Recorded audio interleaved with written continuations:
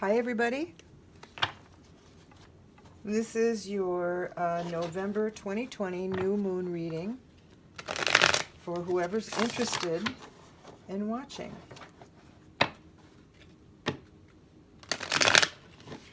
I just used this deck with my own personal new moon reading, and it was so remarkably accurate to where I am in my life right now that I thought I would use it for you as well to see if we could get those same accurate results.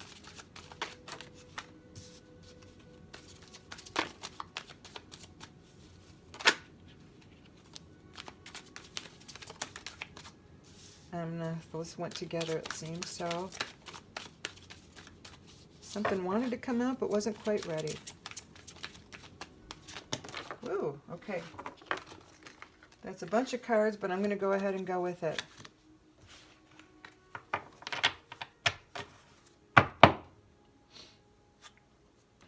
All right, so we have at the bottom of the deck the Chariot, which I'll talk about in a moment.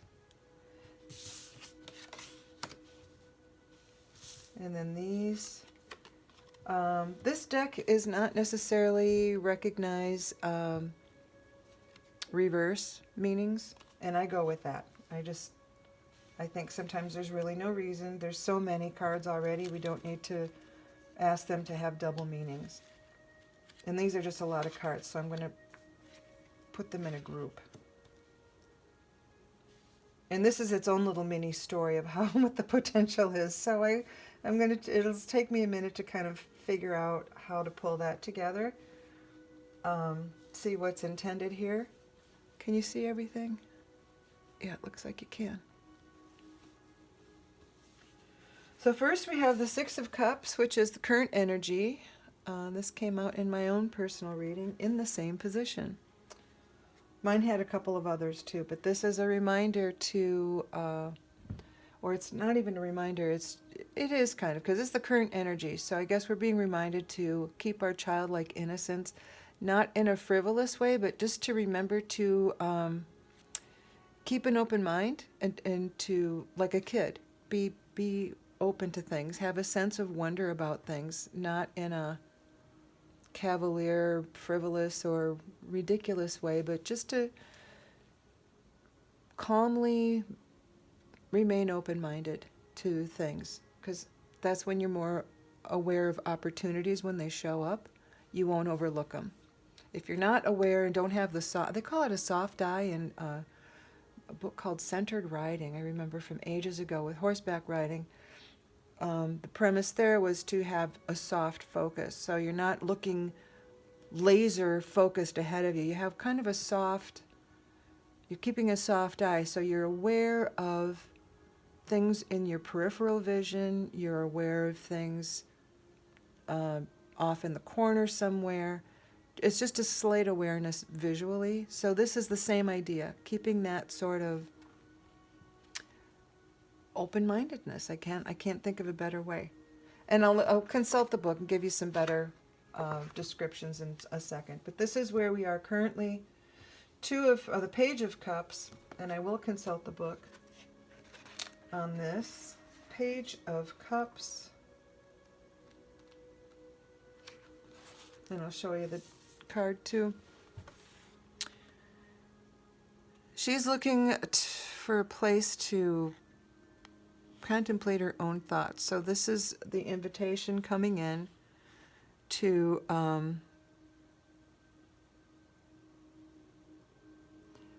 I guess meditate, to listen to yourself. She's super sentimental, because Cups is the emotional. This is about emotion. But she listens to the still voice, it says, from deep inside that speaks with understanding and intuition, and she longs to believe in the impossible.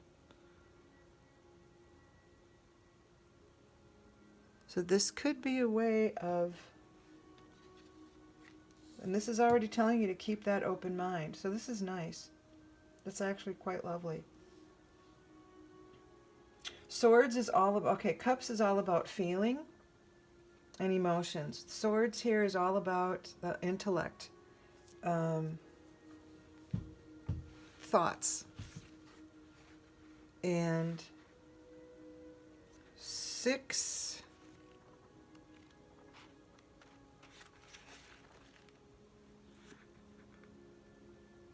you have the 6 and the 9 of Swords in the same position, which tells me they want to work together to make a message for you. And we'll start with showing you 6.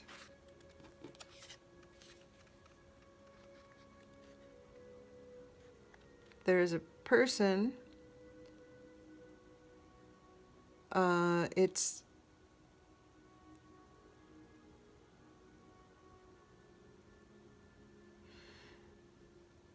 okay, man. Double checking to read this, and then I have to do the other one too.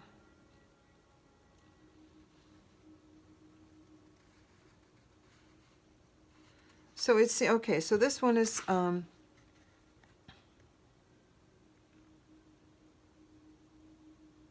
he's drained. This one carries him high, and he curls into a fetal embrace on her back. He's content to let her bear him away. So he's exhausted. There's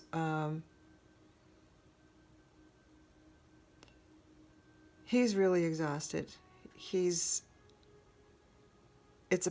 is a card that's a passage away from difficulties. It's a chance to recover after whatever tribulations, and too much change from a bewildering world has perhaps induced despondency that you must find a way to lift out of, which is an interesting. I put these instinctively, this one on the bottom, because this is the despondency. He suffers from anguish.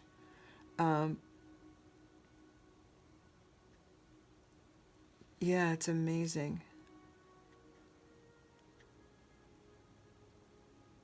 It's interesting. This says, storm crows herald impending disillusion with voices cawing raucous absolution, round and spiraling, ever near, one future sought, one future feared.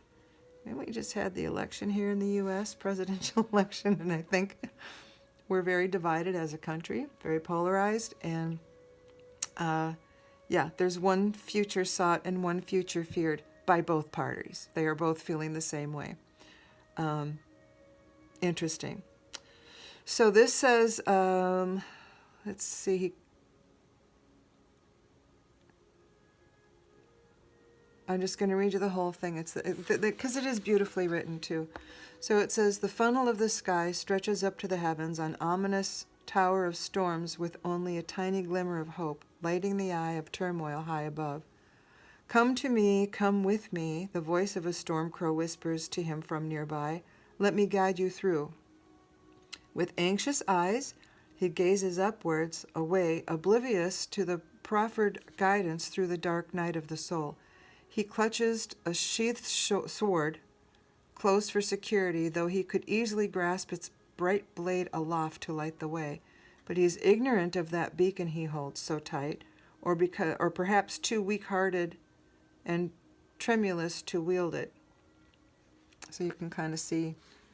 So he suffers from anguish. The words tattooed upon his breast are pinprick markings of the regrets he experiences. He's tormented by inner fear, anxiety, guilt, and uncertainties in the night.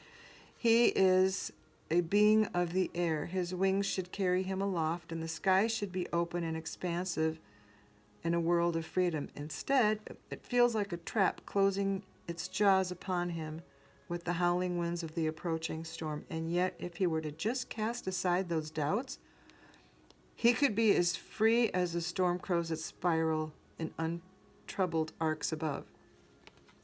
So I'm thinking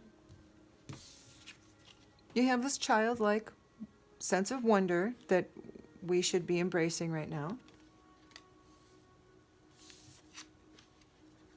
And then you kind of listen to your still inner voice. This is the energy that's coming in. I think this is the caution. This is the thing to be aware of. So try not to get mind trapped into And this has been coming up a lot lately. I think there's a lot of people going through some changes. The whole world's been on lockdown, and everyone's, I think, ready to be done with it, but we also want to have a healthy world. So there's that. People are wanting change, but they're afraid to, because there's so much uncertainty right now. So these talk about, this one is about feeling trapped, but you're not trapped.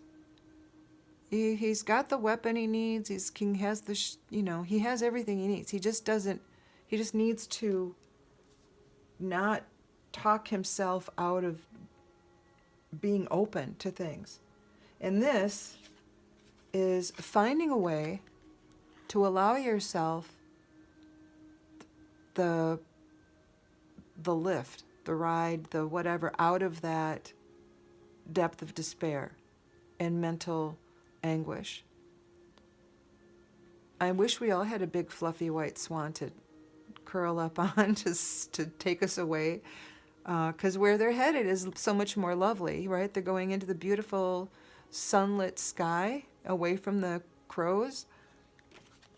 Not that crows are bad, they're very magical. And then this is going to take me a minute, because this is a lot going on here. We've got, okay, I don't really even need to see what's going on, because here's the deal. We've got wands, which is fire, passion, movement. The Knight of Wands can be a little bit impetuous. He is ardent. He's an ardent warrior. He is moving forward.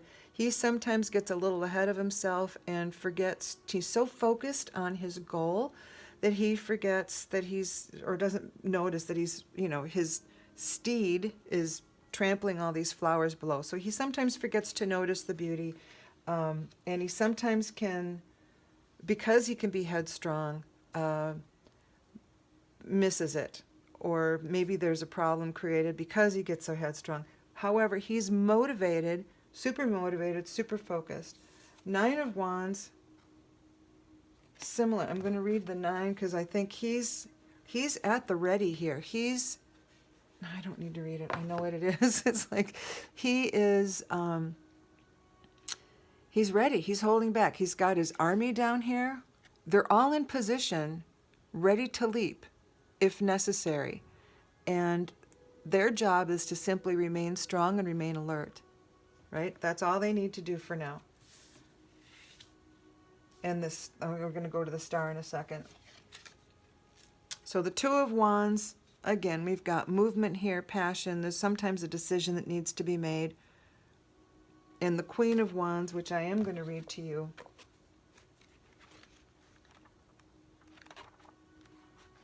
Because I think that's telling us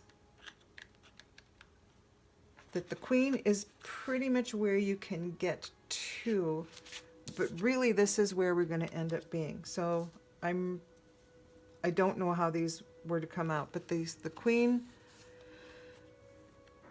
her exuberance in life sings out as her hands dance across the trills and runs in glissandos upon the living harp. She glows in the midday light. Her presence is like a white-hot flame that radiates with the warmth of her spirit. She's dedicated, engaging, and attractive. She's always cheerful and upbeat. She knows the role of a queen and plays it with perfect, calm assurance. She's used to being the center of attention, and she knows it's her due. Her presence exudes confidence, and the knowledge that she can handle anything and anyone. It's not arrogance, but simple understanding and truth. Full assessment of her skills and abilities. It's easy for her charms to be turned toward darker purposes of deceit and manipulation. She guards against this temptation. So she is basically the culmination of all this other wand energy. She's in a calm place. These guys with the movement. So this one, she is right where you can be. In the 2, I don't even think we need the 2 because we've been past the 2. But I'm going to go ahead and see what it says about the 2. Yeah, perfect personal power, and it's about influence, authority, and courage. Now is the time to be bold and inventive and not shy away from doing what is necessary. So I think the caution here is to don't be too impetuous. You have your sense of purpose and all of that. You're quite capable, and you're now learning to have some confidence in it. Don't be impetuous, because you're going to lose out on something. And be ready, right? Just be ready for when this, whatever it is, shows up. And like I said, all these work together. They don't really even matter in what order. But then this also came out with it, and the star, I have to just read it to you, and then I'll show you. And then I'll also talk about the bottom of the deck, because the bottom of the deck, to me, ties the whole story in together. It's sort of, sometimes it's the theme, sometimes it's the reason for everything. To me, it almost always does tie the story together. So I'm looking for the star X311, the moon.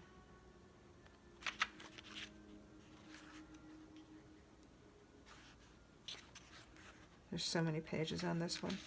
Okay, here we go with the star. I'm going to read you the whole thing, because this is the culmination of, this is the potential result, okay, of what we can expect. Silver gilded footsteps glide on silver flowing streams, with the silver glowing starlight etching the night in silver seams. There is no sun, there is no moon. In the hushed stillness of the blackest night, only a trail of stars glitters like a fortune in diamonds upon the velvet carpet of the sky.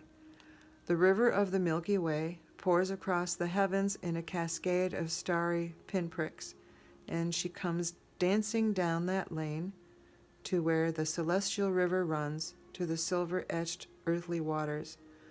Water and earth become a single element in her presence. Walk on one, swim through the other. It matters not which. They are as she wills them to be. She dances, and her feet are so light there is but the barest disturbance of ripples upon her watery dance floor. She dances the dance that stars have choreographed in their millennia of gazing down on the earth. It is their silent homage to the burning spirit they have witnessed. It is the dance and flow of human light, condensed into a pure essence of painful beauty. It is hope made into a visual form. She stretches and strains, sways and arches, leaps into impossible heights in time to a tempo that beats in the silent pulses of the stars above. A cascade of river droplets sprays forth from her swirling form. Where each droplet falls, a flowery tendril slowly sprouts. She dances tirelessly through the night, inhuman and yet embodying humanity in her very being. When the glow of the dawn touches the eastern sky, she clasps her silvery cloak tight. There is a sudden weariness to her eyes, but it is edged with triumph as well. She steps up slowly, furling carpet of the Milky Way, back to her sister stars in the night, where they gleam and wait for the next true dance, or the next true night to dance again. Okay, turn page, and it's going to show us one more thing about it. The meaning is regaining hope, faith. See, because we've lost it here. We could lose it here. Regaining hope and faith in the future. Inspiration. Finding the still and silent place, which was her, right? Within your being of serenity, tranquility amid trouble. Harmony, offering without reservation, sharing and being generous. Harshness of daylight or even moonlight is gone, and there is nothing but calm and non-judgmental eyes of the stars. There is a peace to that, a space to gather up and uplift the spirit. So let loose doubts and fears to embrace the night. The stars have always been symbols of guidance. It's a resilient fish, carp type, symbolizes perseverance, courage, and a determination of spirit. Chrysanthemums, commonly representative of longevity, are also symbols of hope. So here you have hope in a nutshell. Faith, inspiration, faith in the future. invitation to being tranquil. So all of this, you've got some fire going on. So yeah, these guys, watch out for the mental negativity. Sorry, this one got me all tongue twisted. The writing here is long and kind of laborious to read. It's beautiful, but it is quite wordy. And it's not oftentimes not words that most of us use in a daily language. So my tongue is all, feel like I got a workout. So I'm going to read you about the Chariot, because Chariot is typically, triumph over obstacles. So this is why this card was at the end of the deck, or at the bottom of the deck. Victory, focusing intent and will. It's establishing an identity, self-confidence, maintaining discipline, assuming the reins of power and authority, and driving with unwavering certainty in a cause. It says control must be exercised in a constantly changing environment that can and will present challenges in the landscape of a world that is constantly shifting, with people and emotions and circumstances all around, like the tenuous border where the sea meets a sky.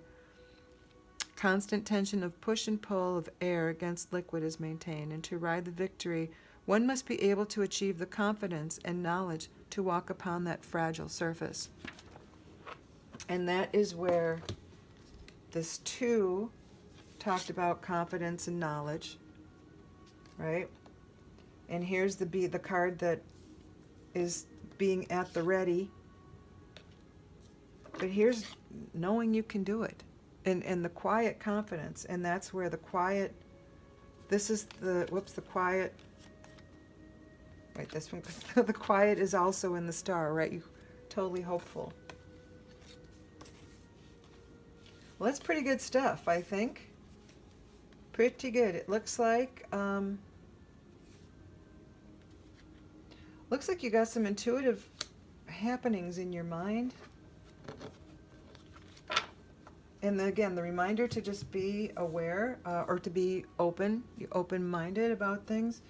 Take a little time to explore your inner thoughts. Just be quiet, sit with them, see what happens.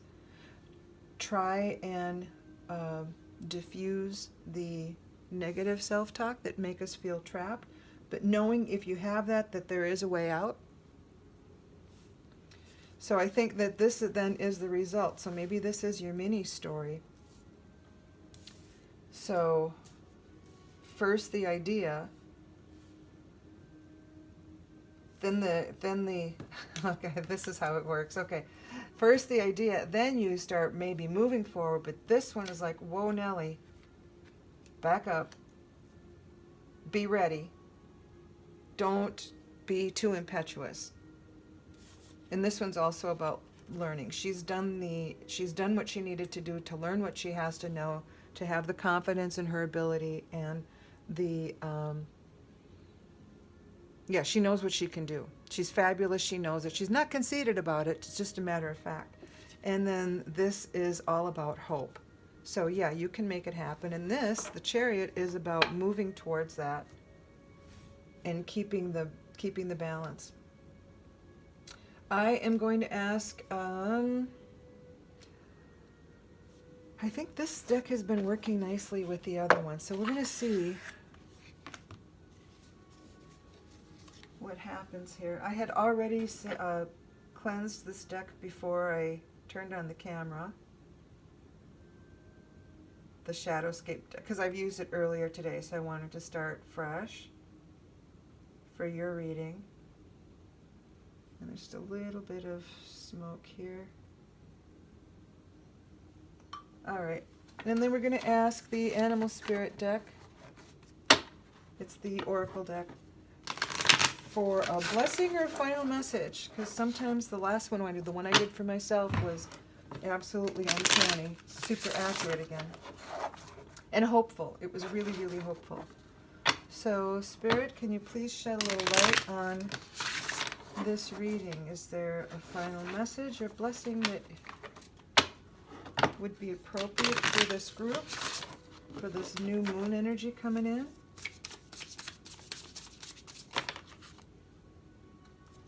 Okay, the bat. The bat. And I do have to look this up because I don't remember these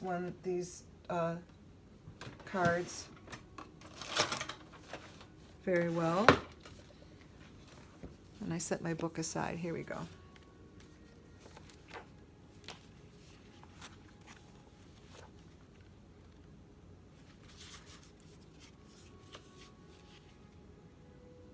Okay, this is kind of amazing.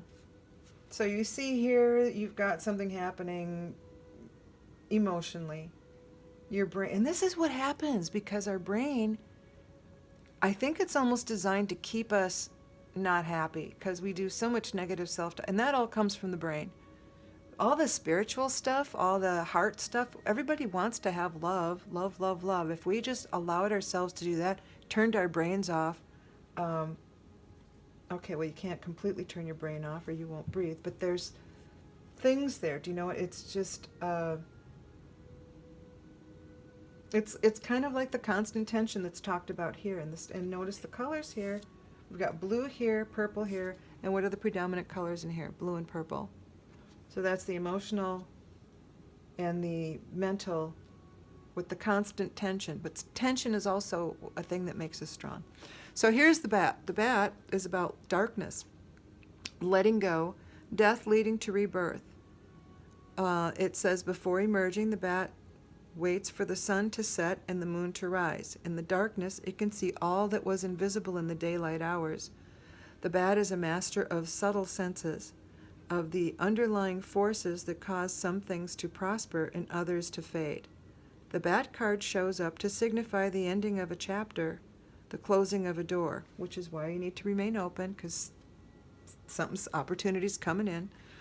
The bat comes swiftly, encouraging us to move on, which is like the Chariot. In just a few hours, a new day dawns. No more lingering in the past. So when you're in balance, this is about accepting, adapts, and you're adjusting, which is about this energy over here. Acceptance, adjustment, and her energy. Where's the Queen? That kind of energy.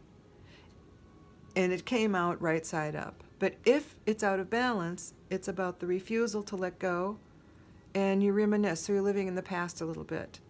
So the way to bring it into balance is watch the sunrise, or do something, witness a miracle, which to me is a sunrise, or a sunset. They both are miraculous, and never one the same as the next. That's actually quite lovely. I am going to ask for one more blessing from a different deck. I'm inclined to want to use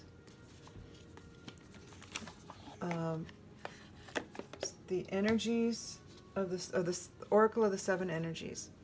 Colette Baron-Reid, her new deck. Came out, I don't know, around Christmas maybe? Somewhere around there. It's pretty new. And we're just looking, Spirit, for a quick final blessing for this group here that is watching for the new moon.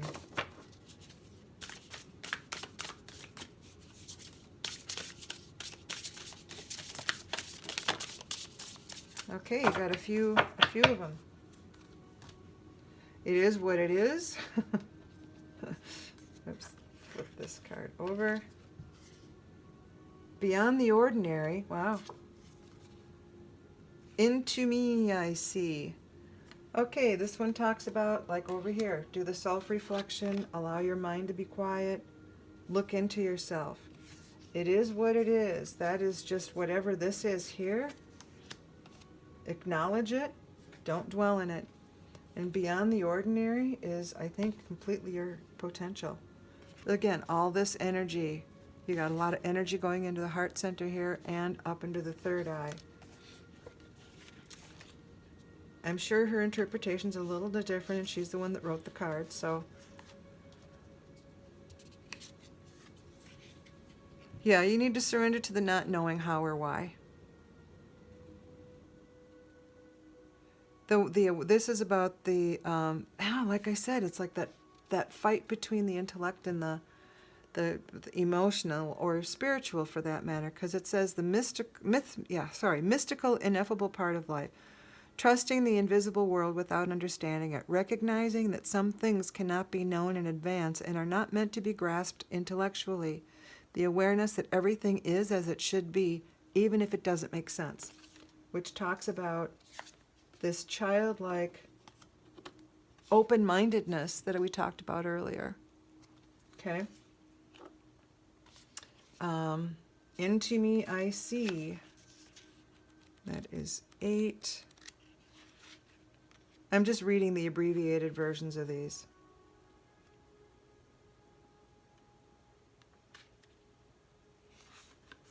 Oh, this is about, okay, trust in another.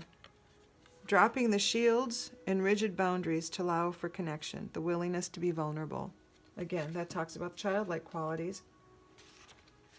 Not childish, childlike, very different. And it is what it is, which is from a different energy center, I believe. Radical acceptance, engaging life on life's terms. Observing circumstances and taking them at face value, recognizing and releasing resistance and denial. So that's very good.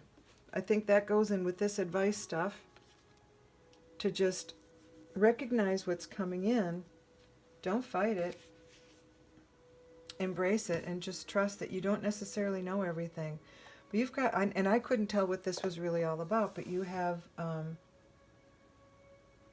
all this power here happening, which is all really, really, really positive. It's passionate, it's creative. The only thing is, when you have your brainstorm, brilliant idea, or epiphany, whatever it is, once you do your dismiss your negative self-talk, you're going to get that great idea. Just the only thing to be mindful of is don't be so impetuous that you lose sight of everything else, because then you'll lose your balance, you'll lose footing, and that would be the only thing. So keeping the tension of the hope in the Chariot, just keep things moving. This is victory. This card is victory. So you got this. Hey, good luck. That's really amazing and beautiful.